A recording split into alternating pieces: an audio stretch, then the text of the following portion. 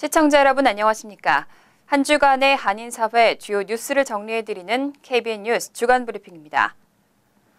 불법 체류자에게 운전면허 발급을 허용하는 그린라이트법에 대해 뉴욕주 일부 카운티들이 뉴욕주 정부를 상대로 위헌 소송을 제기했죠. 연방 법무부가 이번 소송을 지원하겠다는 뜻을 밝혔습니다. 연방 법무부는 뉴욕주 에리 카운티의 클럭이 지난 6월 뉴욕주를 상대로 제기한 그린라이트법 위헌 소송에 개입하겠다는 내용의 법정 문서를 최근 연방 법원에 제출했다고 월스트리트저널이 보도했습니다. 연방 법무부는 법원에 현재 해당 소송에 대한 입장을 정리하고 있는 중이라며 소견서 제출에 시간을 더 줄 것을 요청했습니다. 이처럼 연방 법무부가 이번 소송에 본격 개입하고 나서면서 오는 12월 14일 시행을 앞두고 있는 그린라이트법은 새로운 국면을 맞게 됐습니다. 그린라이트법은 소셜 시큐리티 번호가 없이도 운전면허 신청자는 자국 여권 등으로 본인 여부를 증명할 수 있도록 하고 있습니다. 또 운전면허 신청자의 개인정보를 법원 영장 없이 연방 이민당국에 넘겨줄 수 없도록 하고 있는데, 이는 뉴욕주와 지역정부가 주민들의 체류 신분을 연방정부와 공유하지 못하도록 하는 것을 금지하는 연방법과 상충되는 것입니다. 앞으로 건강보험에 가입하지 않은 이민자들의 영주권 취득이 어려워질 것으로 전망됩니다. 트럼프 대통령이 오는 11월 3일부터는 건강보험에 가입하지 않거나 의료비 지불 능력을 입증하지 못한 이민자들에게는 영주권 발급을 제한하겠다고 밝혔습니다. 트럼프 대통령이 지난주 발표한 포고문에 따르면 영주권을 신청하는 이민자는 이미 건강보험 플랜에 가입해 있거나 입국 30일 이내에 건강보험에 반드시 가입해야 하며, 건강보험에 가입하지 않은 이민자의 경우 자비로 의료 비용을 부담할 경제적 능력이 있음을 증명해야 합니다. 포고문에서 밝힌 정부가 인정하는 건강보험은 고용주를 통한 회사 건강보험, 개인 건강보험 플랜, 가입기간이 최소 364일 이상인 여행자 보험 등 단기 건강보험, 메디케어 프로그램의 메디컬 플랜 등입니다. 적용되지 않는 대상자들은 11월 3일 전에 영주권을 발급받은 사람, 망명 신청자, 입양인 비자 입국자, 투자 이민 비자 신청자, 부모와 동반하지 않는 가족 초청 이민 케이스의 18세 미만 미성년자 등입니다.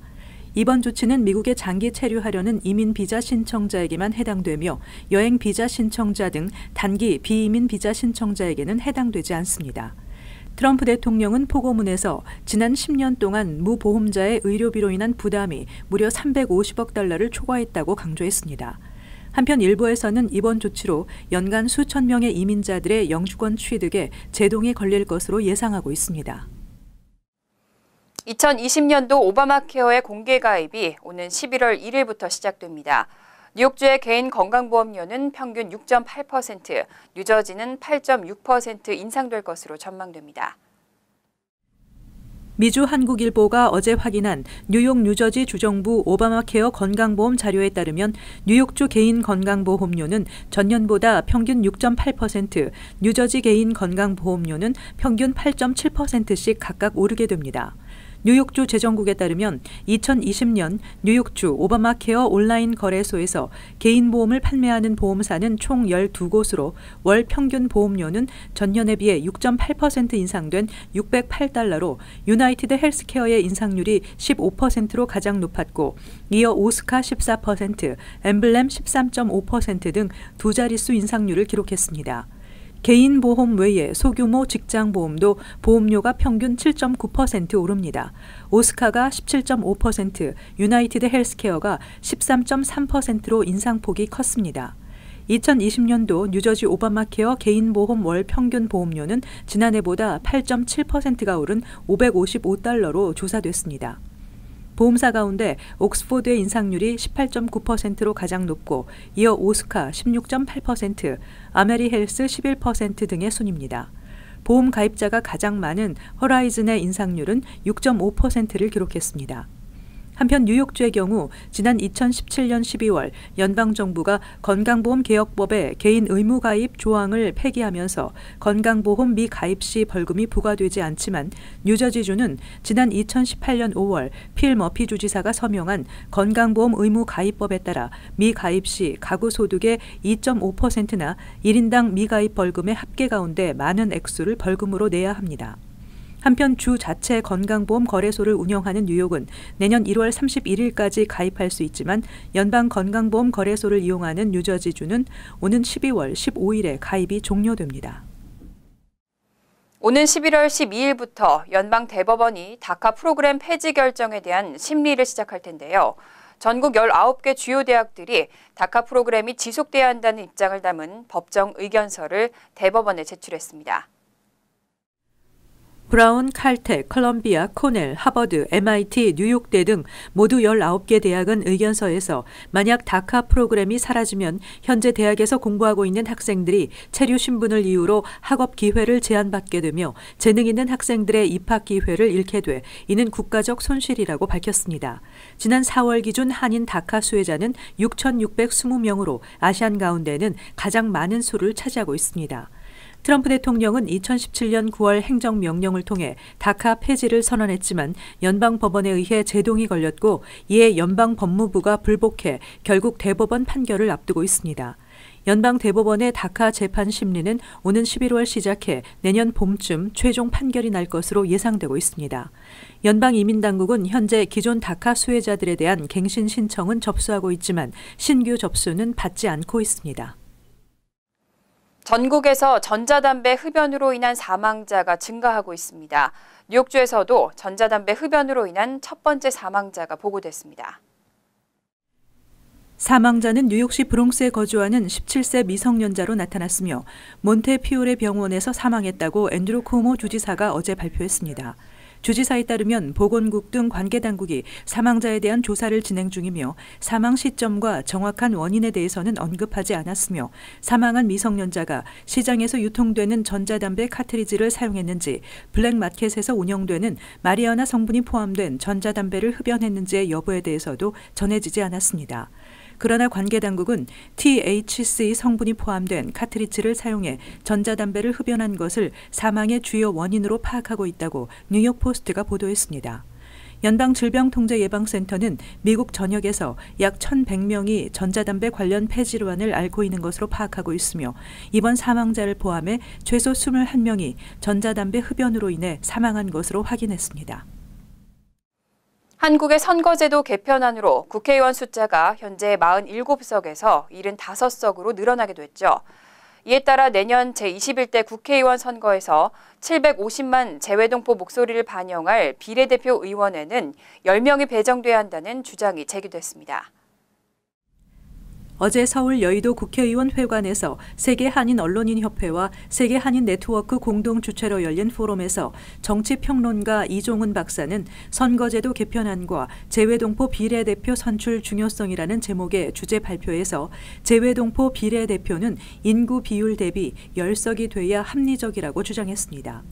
이종훈 박사는 지난 7월 국회 정치개혁특별위원회가 패스트트랙으로 지정한 선거제 개편안은 비례대표를 기존 47명에서 75명으로 28명 늘리도록 하고 있다며 선거제 개편안 처리 과정에서 재외동포에 대한 의석 배분 문제는 논의되지 않았지만 지금부터라도 이 문제를 논의해야 한다고 밝혔습니다.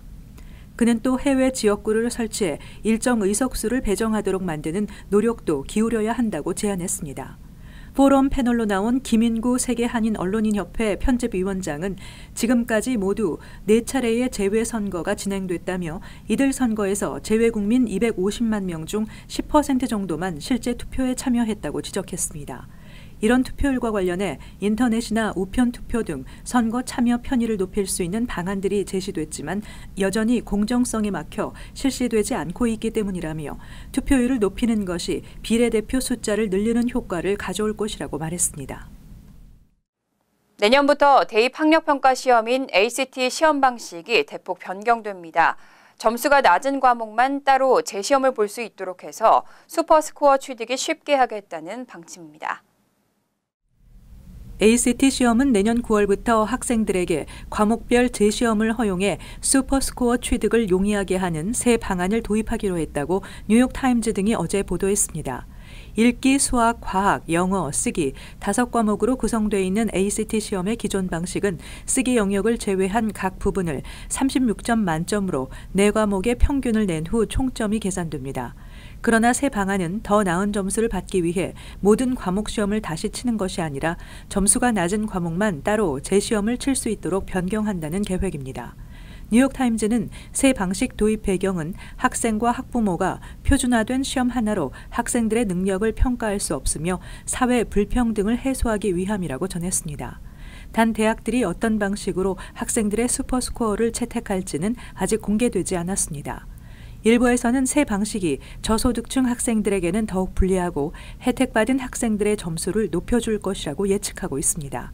한편 온라인 대학 입시 포럼 칼리지 컨피덴셜의 셀리 루벤스턴 선임 기고자도 뉴욕타임즈와의 인터뷰에서 원래 방식보다 더 많은 노력이 요구될 것이 예상된다고 전했습니다. 뉴욕시가 음식물 쓰레기 분리수거의 의무 적용 대상을 대폭 확대할 것으로 보입니다. 내년 하반기부터는 8,500여 곳이 추가로 적용될 것으로 예상되고 있습니다. 뉴욕시 위생국은 다음 달 20일 음식물 쓰레기 분리수거 의무화 확대안의 공청회를 열어 확정할 계획이며 시행안이 확정되면 6개월간의 계도 기간을 거친 뒤 내년 하반기부터 본격 단속에 들어갈 것이라고 밝혔습니다. 확대안에 따르면 현재 매장 면적 15,000스퀘어피트 이상의 대형 식당에서 7,000스퀘어피트 이상으로 100개 이상 매장을 소유한 체인 식당에서 2곳 이상의 매장을 소유한 체인 식당으로 확대했습니다. 또 매장 면적 25,000스퀘어피트 이상의 슈퍼마켓에서 10,000스퀘어피트 이상의 슈퍼마켓으로 객실 150개 이상의 호텔에서 100개 이상의 호텔로 매장 면적 25,000스퀘어피트 이상의 식품 제조업체에서 6,000스퀘어피트 이상의 식품 제조업체로 100명 이상이 참석하는 행사를 주최하는 케이터링 업체 등으로 확대합니다. 위생국에 따르면 적용 대상 업소들은 음식물 쓰레기 처리 구역과 쓰레기통에 명확하게 음식물 쓰레기통 라벨을 부착해야 하고 대상 업소들은 앞으로 음식물뿐 아니라 음식물에 더럽혀진 종이 등도 일반 쓰레기나 재활용품과 별도로 처리해야 합니다. 캐서린 가르시아 시 위생국장은 뉴욕시의 사업체는 매년 65만 톤 이상의 음식물 쓰레기를 생산하고 있다며 이번 조치로 연 10만 톤의 음식물 쓰레기가 줄어들 것으로 기대하고 있다고 전했습니다. 독감 백신 접종 시즌이 돌아왔습니다. 백신을 맞은 후 예방 효과를 얻으려면 평균 2주에서 한 달 정도가 소요된다고 하는데요. 보건국은 가능한 10월 말까지는 접종을 하는 게 좋다고 권고하고 있습니다. 특히 어린이나 노약자들은 독감에 취약하기 때문에 백신의 효과가 적어도 접종을 받을 것을 당부하고 있습니다. KBN 뉴스 주간 브리핑 여기서 마칩니다. 시청해주신 여러분 고맙습니다.